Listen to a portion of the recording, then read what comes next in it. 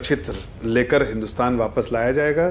ये हमारे सरकार की जो इतने दिनों से जो हमारे सरकार की जो हमने जो इन्वेस्ट किया है, टाइम, एफर्ट, एनर्जी और पैसे जो वहाँ लगाए हैं काबुल में, एक सरकार के लिए, हिंदुस्तान के लिए एक जो है वो क्रेडिबिलिटी वहाँ पर बहुत अच्छी है।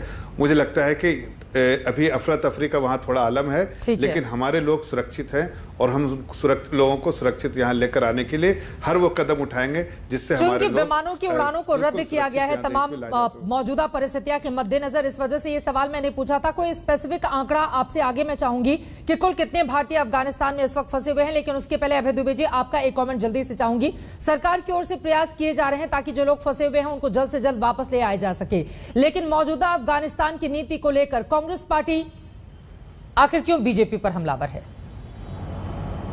देखिए चित्रा जी, देश अपेक्षा कर रहा था और लंबे अरसे से अपेक्षा कर रहा था कि मोदी सरकार कम से कम देश के सामने खुलकर ये बात बताए कि उनके मंतव्य क्या हैं। तालिबान जिस प्रकार से आक्रामक रुख अपनाए हुए हैं, मोदी सरकार का दृष्टिकोण क्या है। भाई दुर्भाग्यपूर्ण बात यह कि 3 दिन पहले भी जो एडवाइजरी जारी की मोदी सरकार ने, उसमें वो कह रही है कि all Indian nationals visiting, staying and working in Afghanistan are strongly advised to keep themselves update on availability of commercial flights. वो उनके खुद के भरोसे पर छोड़ दिया। वो कह रहे हैं कि आप अपने स्तर पर इस बात की तस्दीक कीजिए कि वहां कमर्शियल फ्लाइट आपके लिए अवेलेबल है कि नहीं। और आइए 3 एडवाइस दी, तीनों एडवाइस में इसी प्रकार की बात की। हम जानना चाहते हैं देश की सरकार से कि ऑफिशियली जून में जब ये कतर के ऑफिशियल मजीद अल कतनी जो वहां पर संघर्ष समाधान और आतंक निरोधी मध्यस्थ की भूमिका में है, उन्होंने एक स्टेटमेंट जारी किया वेब कॉन्फ्रेंस में। उन्होंने कहा कि भारत ने 2 बार तालिबान से वहां पर दोहा में वार्ता की है और ये वही समय था जब भारत के विदेश मंत्री उस समय दोहा में थे।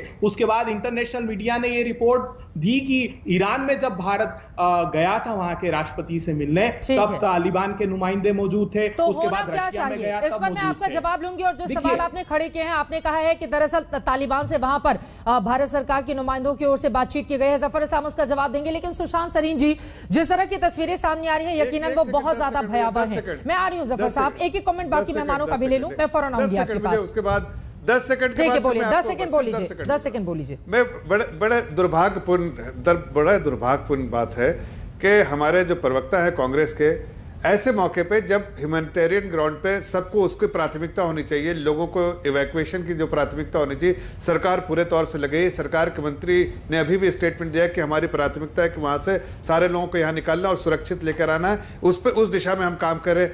ऐसे में ये इस तरह के जो बात कर रहे हैं उससे साफ समझ में आता है कि हर वक्त नहीं किया ना जफर इस्लाम साहब, आपने नहीं किया। राजनीति देखते हैं, जून से आप नहीं राजनीति तालिबान से बात हमने करने में, एक मिनट दुबे जी शर्म आना चाहिए आपको, शर्म आना चाहिए, शर्म आना चाहिए। इस वक्त आप राजनीति करने की कोशिश कर रहे हैं। अरे राजनीति का वक्त है, देखिए ये राजनीति का वक्त है। अरे राजनीति का पॉलिटिक्स कर लीजिएगा कभी और।